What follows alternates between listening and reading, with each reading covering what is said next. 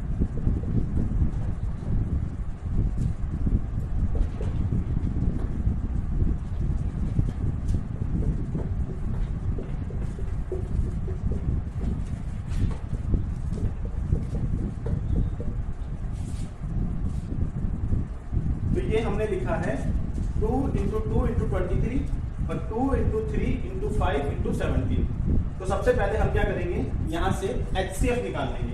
तो HCF निकालिए, तो HCF क्या होगा आपका, तो देखिए यहाँ से 2,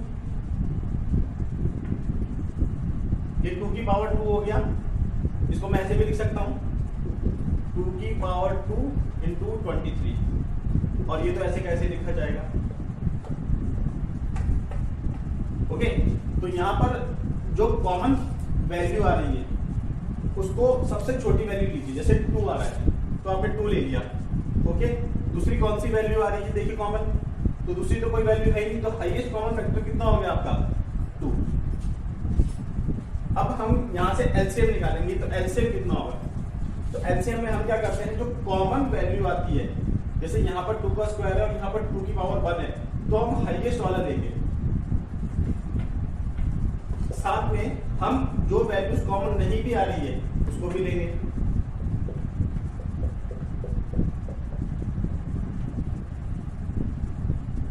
तो ये हो जाएगा 4 इंटू 3 इंटू 5 इंटू 17 इंटू 23, तो 4 3 12, 12 5 60, 60 इंटू 17 इंटू 23।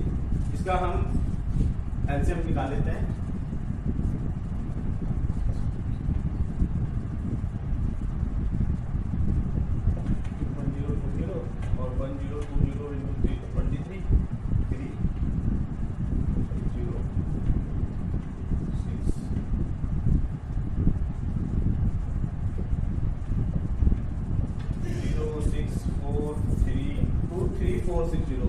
तो इसका जो एलसीएम आया वो आया 23460।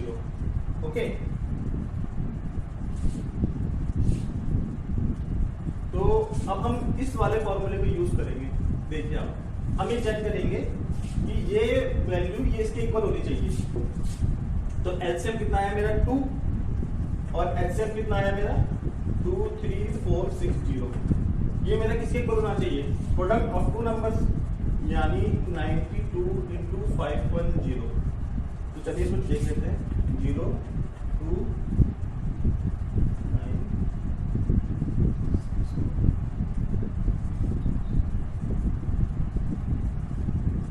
46920। अब इसको भी चेक कर लीजिए।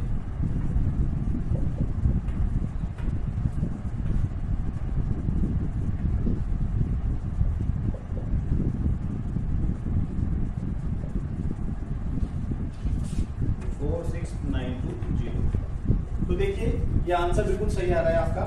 तो इसी तरीके से आप ये क्वेश्चंस को कर सकते हैं, सेकंड वाला पार्ट, थर्ड वाला पार्ट, और आप कर सकते हैं। एक क्वेश्चन हम फिफ्थ वाला देख लेते हैं, जिसमें ये कह रहा है कि चेक वेदर 6 की power n can and with the digit 0 for any natural number.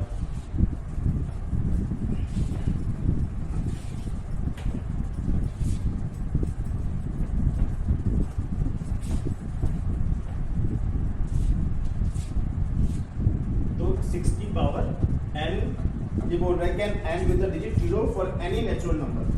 Okay, तो चलिए देख लेते हैं। तो पहले हम 6 की पावर 1 रखते हैं, तो 6 आया, 6 की पावर 2 36, 6 की पावर 3 216। तो आप खुद देखिए कि हमें जो एंड डिजिट मिल रहा है वो 6 मिल रहा है, और क्वेश्चन में ये कह रहा है कि हमें जो कि आपको चेक करके बताना है कि क्या जो 6 की पावर n है उसमें हमें एंड डिजिट 0 मिल सकता है। तो चलिए इसको हम जो सॉल्व करेंगे वो फंडामेंटल थ्योरम ऑफ अरिथमेटिक की हेल्प से सॉल्व करेंगे। तो अगर देखिए, अगर किसी भी डिजिट के एंड में अगर 0 आता है तो इसका मतलब है कि वो डिजिट 2 और 5 से डिवाइड होनी चाहिए, दोनों से डिवाइड होनी चाहिए। जैसे फॉर एग्जांपल 10 है तो 10 हम जानते हैं कि 2 से भी डिवाइड होगा, 5 से भी डिवाइड होगा। 20 है, 20 को चेक कर लीजिए, ये 2 से भी डिवाइड होगा, 5 से भी डिवाइड होगा। 30 है, 2 से भी डिवाइड होगा, 5 से भी डिवाइड होगा। उसी तरीके से अगर इसका कोई वैल्यू है जिसका एंड 0 आ रहा है तो वो 2 से भी डिवाइड होना चाहिए और 5 से भी डिवाइड होना चाहिए। तो क्या मैं इसको ऐसे लिख सकता हूँ,